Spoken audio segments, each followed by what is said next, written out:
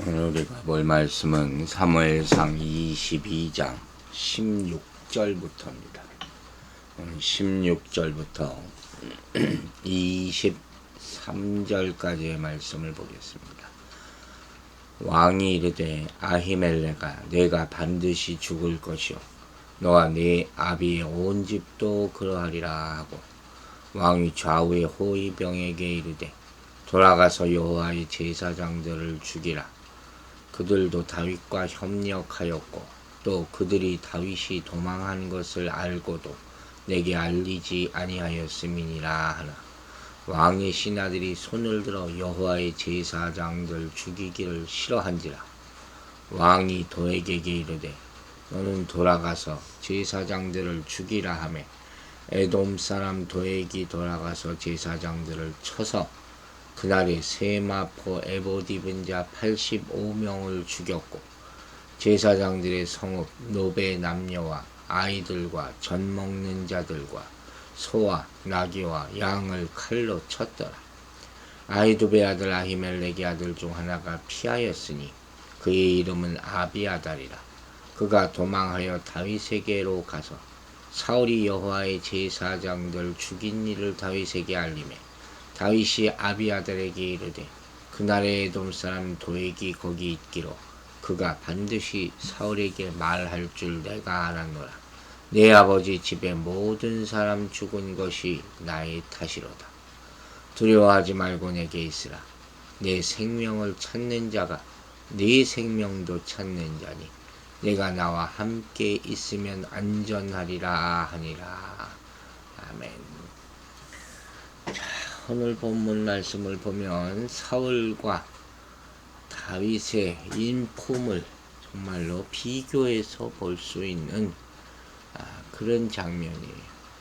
먼저 16절을 보면 왕이 아히멜렉에게 내가 반드시 죽을 것이요 네 아비와 온 집도 그렇게 될 것이다. 저주를 하죠. 아히멜렉이 자신의 무죄를 항변했잖아요. 그럼에도 불구하고 사울이 도액의 말만 듣고 아히멜렉을 불러서 반역 공모죄를 씌운 거죠. 그리고 이제 사형의 판결을 내리는 그런 장면입니다. 이것은 관원이 하나님의 통치를 대신해야 하며 자신의 사사로운 이기심의 충족을 위해 권력을 남용해서는 안 된다는 그런 점에서 로마서 13장에 그런 말씀이 나오죠. 이 말씀을 바탕으로 볼 때도 이와 같은 사울의 판결은 하나님의 뜻에 절대적으로 위배되는 그러한 것이었다고 말할 수 있어요. 사울은 이 국사범의 경우 많은 증인을 확보해서 또 설사 범죄 행위가 적발된다 하더라도 당사자만 처벌해야 됨에도 불구하고 악한 악령에 사로잡힌 나머지 이 아히멜렉의 온 가문을 멸절시키려고 했다는 점에서 정말 사울이야말로 큰 범죄자라고 볼 수가 있죠. 안타까운 모습이 계속 나타나고 있어요. 17절에도 말합니다. 왕이 좌우의 시위자에게 이르되 돌이켜가서 여호와의 제사장을 죽이라.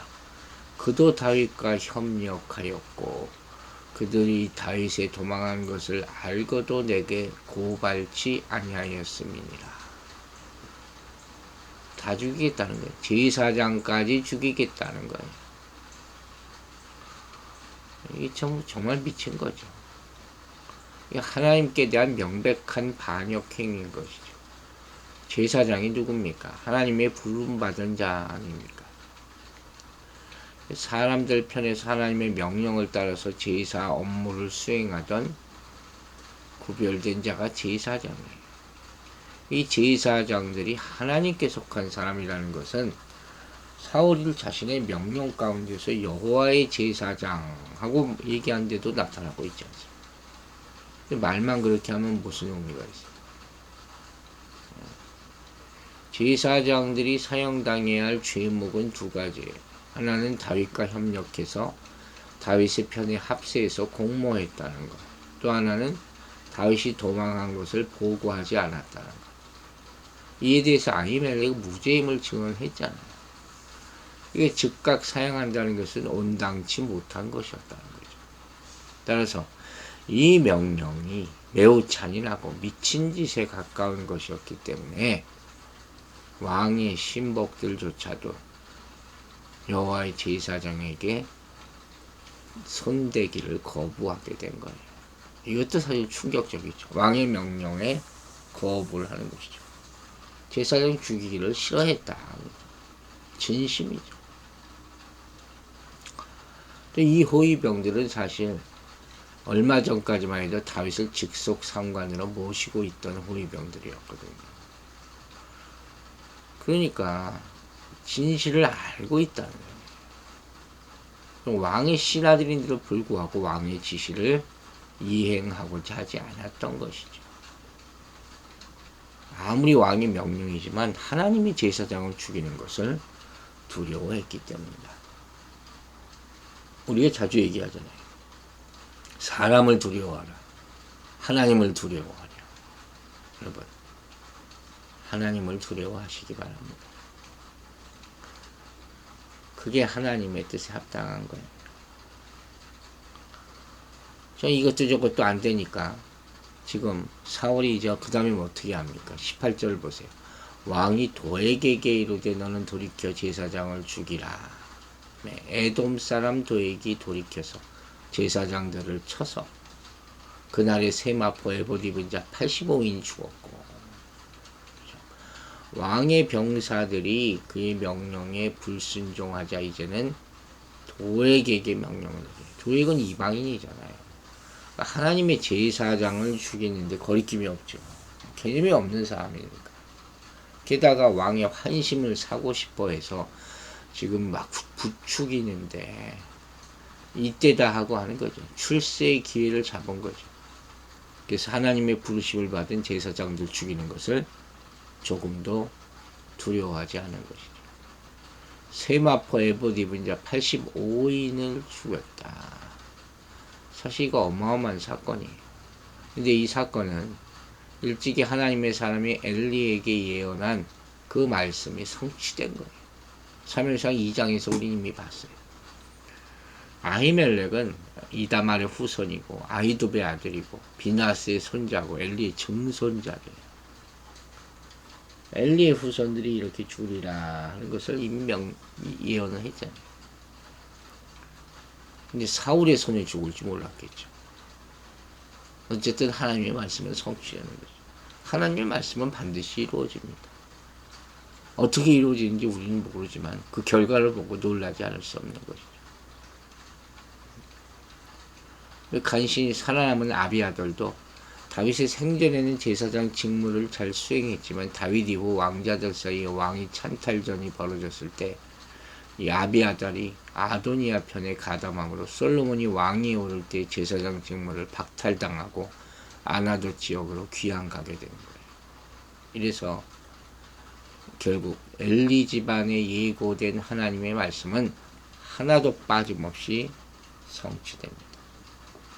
이걸 무섭게만 보면 안 되죠. 당연하게 보는 것이죠. 그래야지 하나님의 말씀에 100% 순종하게 되는 거예요. 현대인들은 이런 믿음이 없잖아요. 성경을 읽어도 무슨 소설책 보듯 읽어요. 하나님의 말씀이 언약이라 그러는데 자기가 언약을 항상 깨요. 이것이 심판이 될 수 있음에도 불구하고 그것을 우습게 보죠.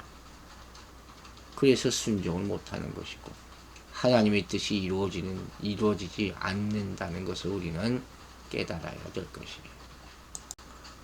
그런데 계속 보면 이 사울이 제사장들만 죽인 게 아니에요.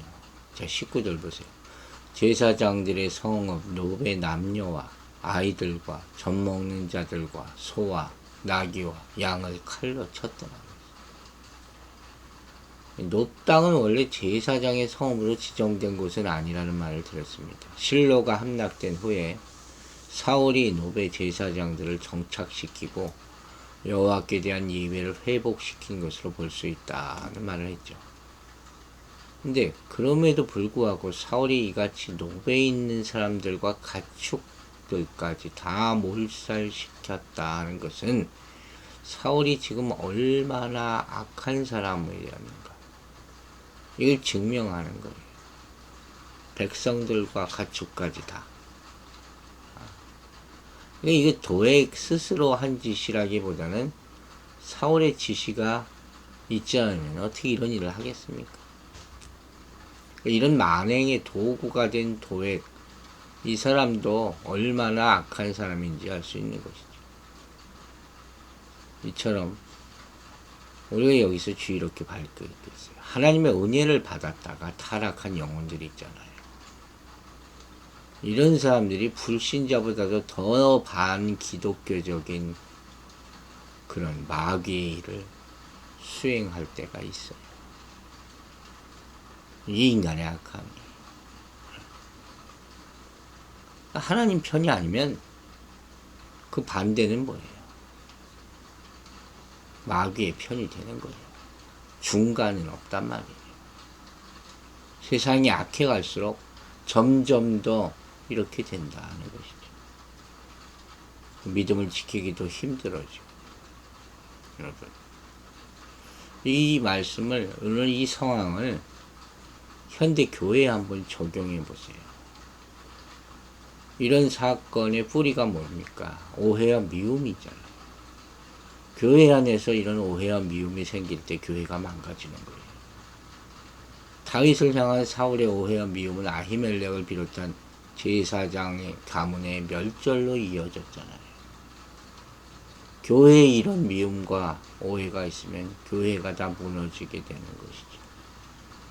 그러므로 교회는 이런 오해와 미움을 끊임없이 견책하면서 거룩하고 완전하게 세워나가기에 성도들 모두가 겸손해야 할 것입니다.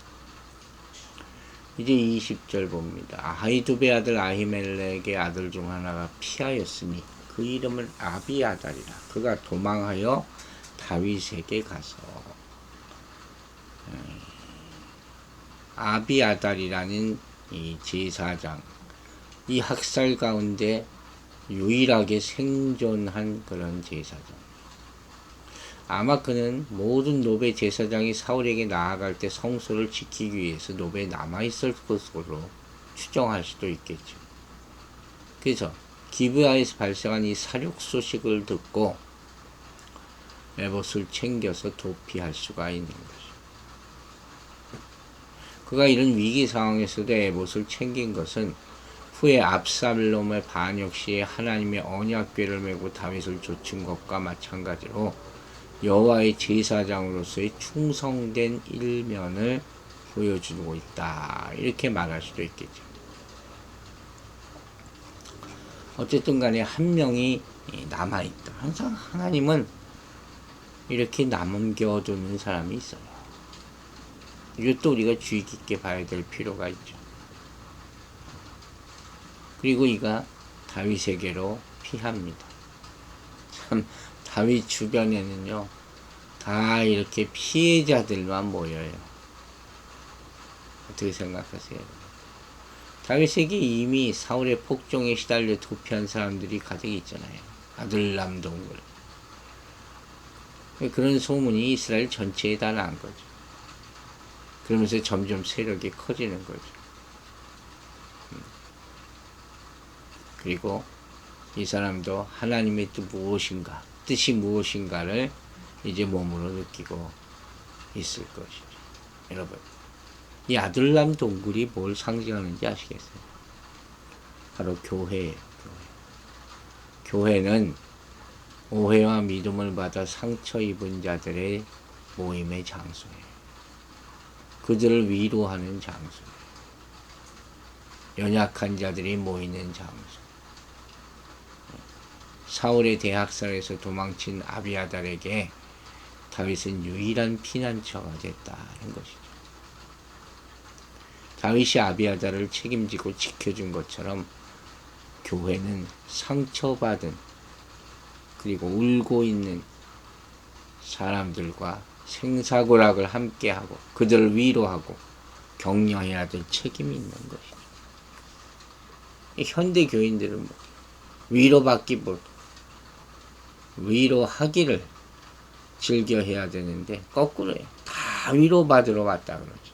도대체 위로해 줄 사람은 누가 있습니까? 물론 하나님이 해주시겠지만 하나님이 우리를 통해서 하시는 것 아닙니까? 우리가 누군가를 위로해 줄 수 있는 그런 사랑이 넘치는 교회가 되어야 할 줄로 믿습니다. 그러자 사울이 여호와의 제사장은 죽인 일을 다윗에게 고하매 다윗이 아비아들에게 이르되 그날에 에돔 사람 도액이 거기 있기로 그가 반드시 사울에게 고할 줄을 내가 알았노라. 그 다음에 마지막 이런 얘기를 해요. 내 아비 집의 모든 사람 죽은 것이 나의 연고로다. 다윗의 성품을 엿볼 수 있는 것이죠. 아마 다윗이 받았던 충격이 이 소문을 듣고 어마어마했을 것 같아요. 이런 일을 겪으면서 점점 악인을 증오하게 되고 하나님께 간절한 마음으로 탄원하는 시가 시편의 17편, 35편 이런 시들이에요. 어쨌든 이 큰 충격을 받았겠죠. 노베에 있는 제사장들의 학살 사건의 내용을 다 듣고 나서 그리고 고민하게 되는 거예요. 이 사건의 원인이 나에게 있구나. 다윗이 아히멜렉에게 거짓말을 해서 그의 도움을 받음으로 말미암아 이런 일이 있게 되었구나. 따라서 다윗은 또 이 순간 자신의 거짓말로 인한 범죄를 회개하는 마음으로 아비아달을 보호해 주셨을 것이다 하는 것이죠. 이 순간이 이 마음, 다윗이 하나님께 사랑받는 이유가 바로 여기 있는 거예요. 하나님의 마음에 합한 자라 불받았죠. 하나님의 마음에 합한 자는 회개하는 자예요. 자신의 잘못을 깨닫고 인정하고 회개하며 책임을 지려는 모습, 이 모습이 하나님의 자녀의 모습이요 하나님의 사랑받는 모습. 이와 같은 고백을 듣고 하나님도 가슴 아파하셨을 것이죠. 그리고 말합니다. 두려워 말고 내게 있으라. 내 생명을 찾는 자가 내 생명도 찾는 자니 내가 나와 함께 있으면 보전하리라. 자, 다윗이 놀라운 믿음의 고백을 하죠. 하나님께서 자신과 함께 있을 것이라 하는 확신과 함께 나와 함께 있는 자는 하나님과 함께 있는 자다. 믿음에서 나온 고백이에요. 우리도 이런 고백을 할 수 있게 되기를 바랍니다. 누군가가 위로받으러 왔을 때 위로해주는 하나님의 사람이 되길 바랍니다. 시기와 질투, 미움을 버리고 사랑으로 포용하는 그리스도인으로 살게 되기를 주의 이름으로 축원합니다. 기도하겠습니다. 아버지 하나님, 참 어마어마한 학살 가운데 사울이 거의 미쳐가는 모습을 보면서 세상의 악함을 보게 됩니다. 그러나 그 가운데도 하나님은 한 사람을 살려두셨고 그 사람을 통해서 다윗이 이 사건의 전모를 알게 되고 그로 말미암아 세상의 악함을 향하여 선포하고 하나님의 선하심을 나타내려는 모습을 보이고 있습니다. 우리 오늘날의 세상의 이것과 다를 바가 뭐가 있겠습니까? 우리를 남겨두셨다면 그 남겨두신 사명을 깨달아 세상을 향해 하나님의 말씀을 선포하고 악을 향해 대적할 수 있는 믿음을 허락하여 주시옵소서. 세상에 위로받지 못하고 상처받고 쫓겨나고 병든 자들을 위하는 교회가 되게 하여 주시고 그들을 회복시켜서 하나님의 나라를 이뤄나가는데 일조할 수 있는 한 사람 한 사람이 되게 하여 주시옵소서. 세상에서 성공하는 것, 많은 돈을 가지고 큰 곳에 나가고 부하게 되고 이러한 것들을 구하지 말게 하여 주시고 진실은 하나님의 사람으로서 영원 동안 하나님의 백성을 누리는 그 비밀 가운데 살아감으로 만족하는 겸손한 하나님의 한 사람으로 살아가게 하여 주시옵소서. 오늘 또 아침에 비가 많이 옵니다. 이 좋지 않은 날씨 가운데 우리 성도들 눈동자와 같이 지켜주시고 평안할 수 있는 하루가 되게 하여 주시옵소서. 감사드리며 예수 그리스도 이름으로 기도했습니다. 아멘.